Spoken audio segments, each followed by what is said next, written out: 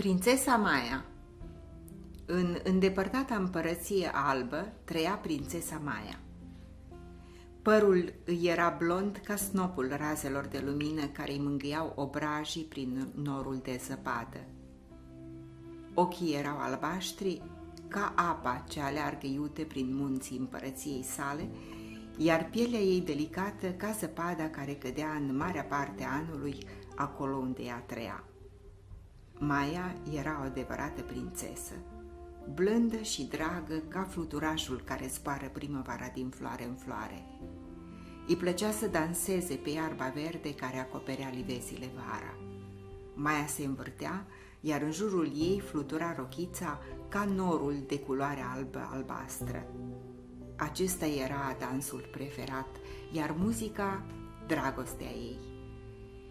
Prințesa Maia avea multe prietene, ele înseși prințese, alese din toate părțile lumii, de diferite culori ale părului, castaniu, negru, cârlionțat, drept. Ochii le erau verzi ca pădurile din munții în care trăiau, cafenii ca și ciocolata pe care o ronțăiau.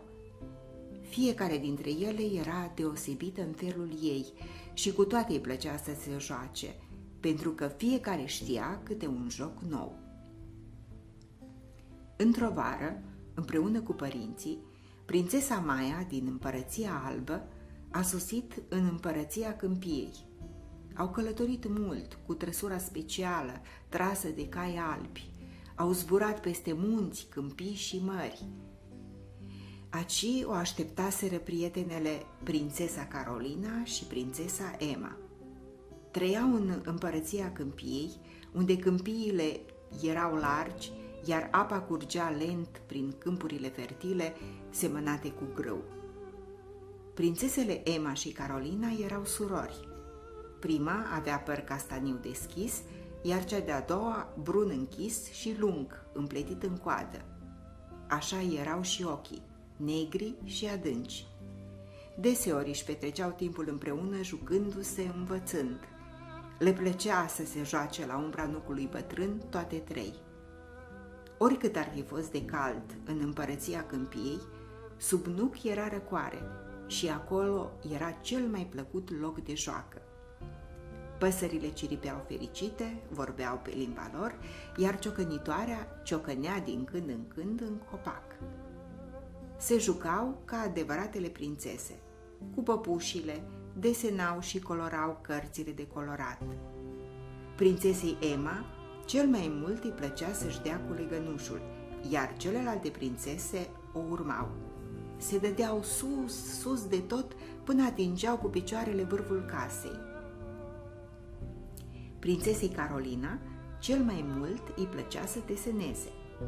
Desenele ei erau atât de frumoase, încât săreau din ele câteodată broscuțele care se ascundeau apoi în iarbă. Un iepuraș a sărit și s-a ascuns după copac, ciulind urechile și mirosind aerul proaspăt. Prințesa Maia se juca în împărăția albă deseori cu animalele, cu pisicuțele drăgălașe, cățelușii care alergau prin iarbă, puișorii gălbiori. Totuși, cel mai mult îi plăcea să alerge după ied. Toate trei săreau cu picioarele goale prin iarbă, care le gâdila tălpile. Totuși, prințesa Maia trebuia să se întoarcă în îndepărtata împărăție albă. Îi părea rău să-și lase prietenele, pe prințesa Emma și prințesa Carolina, dar n-avea încotro. Caii albi deja băteau furioși din copite și așteptau să plece. În împărăția câmpiei era prea cald pentru ei.